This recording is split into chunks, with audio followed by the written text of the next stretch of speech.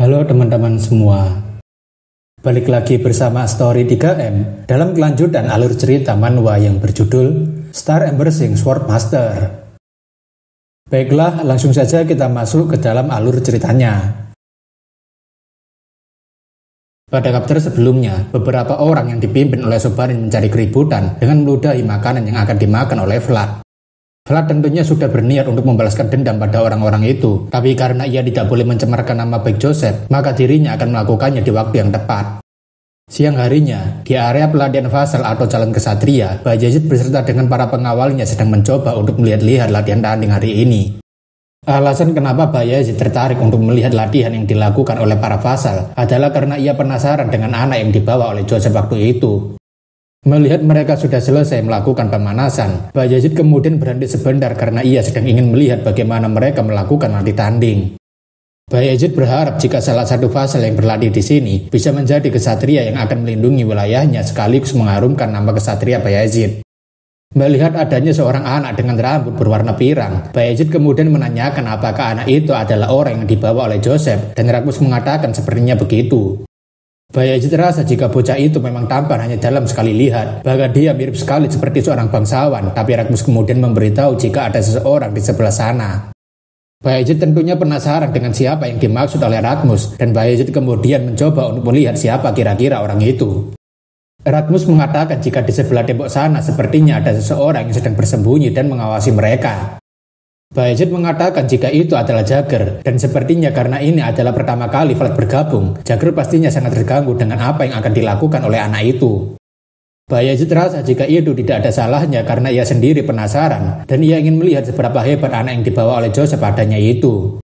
Sekarang ini, Vlad mulai berjalan dengan tatapan yang sangat ingin menghajar seseorang, karena pada latih tanding hari ini, dirinya mungkin bisa melampiaskan amarahnya.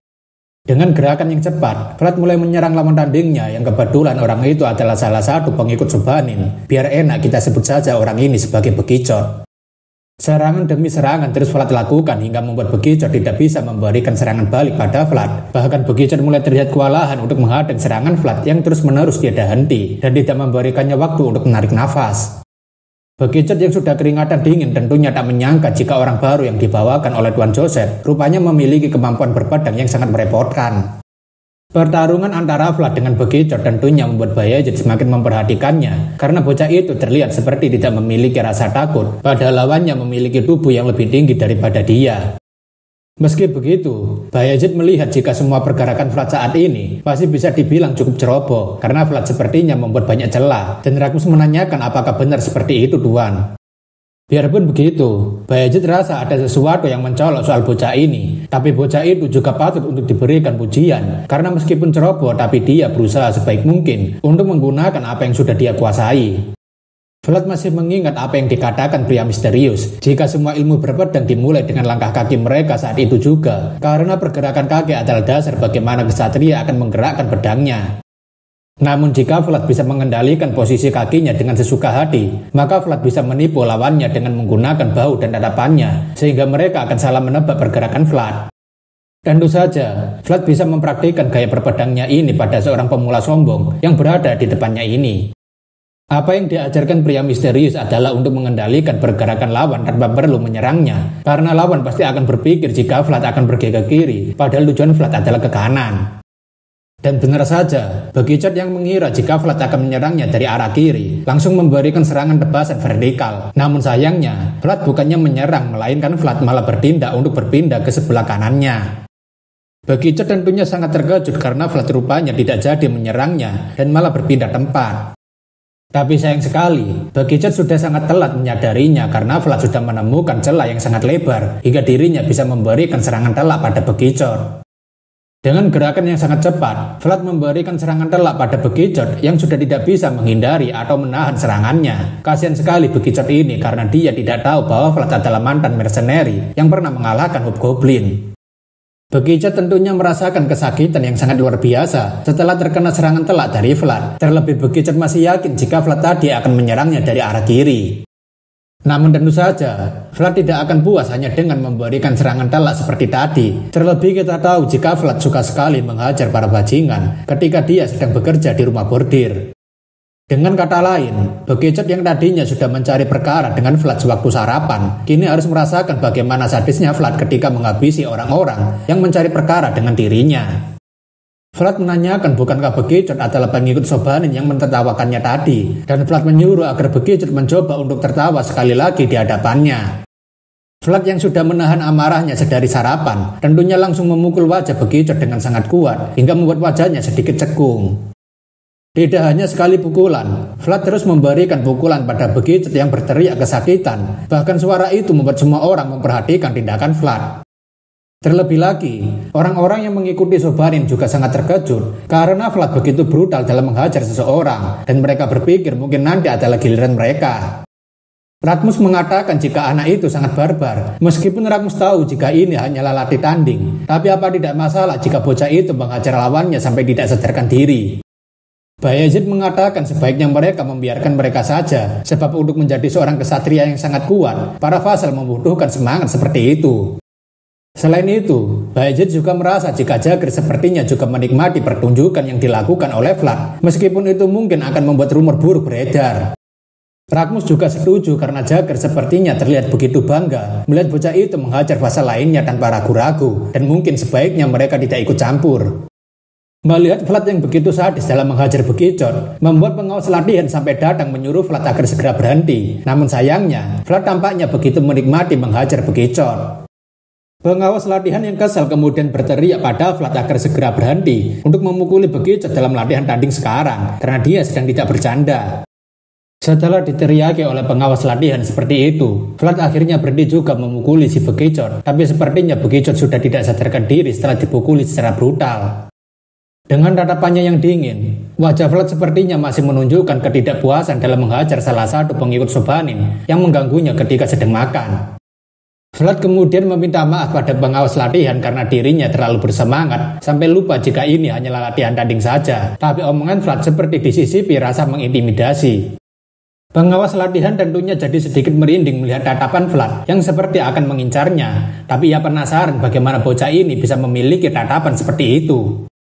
Vlad kemudian menjauh dari Bekicot karena sepertinya urusannya dengan dia sudah selesai, dan para vassal lainnya langsung mengerumuni Bekicot sambil melihat ke arah Vlad. Tak hanya itu, Sobanin yang melihat ke arah Vlad, tentunya itu membuat Vlad melihat balik ke arah Sobanin, karena sejak awal semua masalah ini disebabkan oleh kesombongan Sobanin yang tidak tahu posisinya.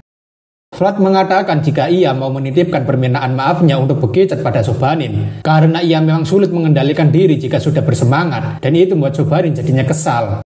Tentu saja, Vlad juga ingin meminta maaf pada Sobanin sekarang juga, karena ia berencana memperlakukan Sobanin lebih buruk dibandingkan Bekicot, namun sebelum itu dia harus menunggu dengan sabar. Sobanin yang ketakutan tentunya hanya bisa mengumpat dari dalam hatinya jika pria itu pastinya adalah seorang berdebah gila. Terlebih lagi dia tidak ada takut-takutnya sama sekali terkena hukuman.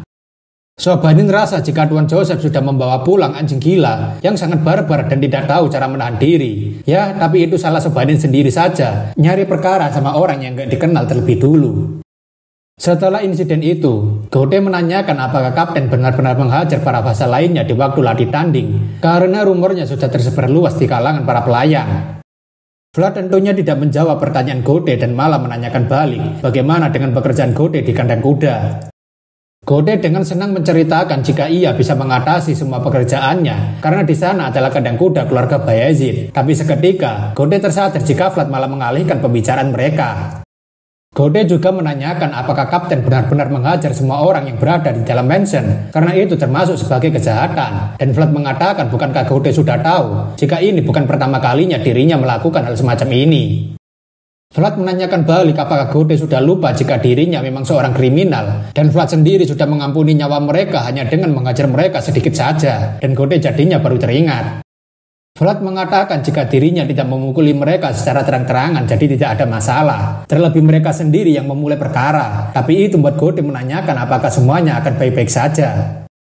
Vlad rasa jika semuanya akan aman selagi mereka masih berada dalam latihan. Lagi pula, Vlad jadinya merasa lebih nyaman karena tidak ada orang yang mengajaknya untuk berbicara tanpa alasan. Namun ketika Vlad dan Gode sedang asik mengobrol, seorang vassal dengan suara yang agak gugup memperkenalkan dirinya sebagai Porte Canor. Vlad tentunya penasaran kenapa orang ini malah mendekatinya ketika semua orang menjauhinya, dan Vlad menanyakan ada urusan apa Portly mencarinya. Portly tampaknya agak bingung mau menjawab apa, tapi Vlad menyuruh agar dia segera duduk atau pergi saja dari sini daripada terus berdiri di sampingnya. Portly tentunya sangat senang karena Vlad rupanya mengizinkan dirinya untuk duduk di bangku makan bersama mereka, dan ia berterima kasih karena Vlad begitu ramah padanya. Portly sangat senang karena Vlad mau duduk di meja makan bersamanya, tapi dalam hatinya, Vlad sebenarnya bermaksud untuk menyuruh agar Portly segera pergi dari sini dan bukan malah duduk di sampingnya. Portly bercerita jika selama ini dirinya tidak pernah mendapatkan seorang teman untuk makan bersama, jadi ia hanya makan di tempat yang sepi seperti kamar mandi. Vlad mengatakan jika ia sedang makan dan ini adalah sosis kesukaannya, tapi Portly yang disindir malah tidak peka dan mengatakan bukankah sosis itu sangat enak. Portly memberitahu jika ayahnya adalah seorang supplier karena keluarga Connor sudah menjadi pemasok daging di keluarga Bayezid dan keluarga Connor bekerja dalam bidang peternakan selama beberapa generasi. Portly rasa jika Vlad sepertinya ingin sekali makan lebih banyak sosis seperti ini, dan Portly menanyakan apakah Vlad mau mengambil sosis punyanya. Vlad dengan wajah dinginnya menanyakan apa maksud Portly barusan. Apakah Portly berpikir jika dirinya akan memohon padanya untuk memberikan lebih banyak sosis padanya. Namun berbeda dengan omongan dingin Vlad barusan, Vlad sekarang malah datang ke kamar pribadi milik Portly yang berisikan banyak sekali sosis dan daging-dagingan. Portly memberitahu jika ayahnya seringkali mengirimkan sosis dan daging padanya setiap kali mengirimkan suplai daging. Tapi daging-dagingan ini sudah terlalu banyak untuk dirinya habiskan seorang diri. Vlad baru sadar jika para vassal di sini berasal dari keluarga kaya raya, dan dirinya hampir saja lupa jika orang-orang seperti ini tidak pernah bisa ia ajak bicara ketika masih berada di kawasan kumuh. Vlad sekarang berpikir pastinya akan menguntungkan bagi dirinya jika ia bisa membuat koneksi dengan orang-orang kaya seperti Portly, jadi mungkin dirinya harus mulai bersikap ramah mulai dari sekarang. Vlad dengan wajah antusiasnya menanyakan apakah Portly mulai sekarang mau makan bersama dengan mereka dan membantunya untuk menghabiskan semua daging ini. Portly yang polos tentunya merasa sangat senang karena Vlad mau menawarinya untuk makan bersama dengan mereka, dan Portly menanyakan apakah Vlad serius dengan hal itu. Vlad mengatakan tentu saja dirinya serius karena sebagai sesama vassal, mereka harus menjalin hubungan yang sangat baik dan saling membantu ketika membutuhkan. Padahal sebenarnya, Vlad hanya menginginkan sosis tambahan dari Portly ketika sedang makan.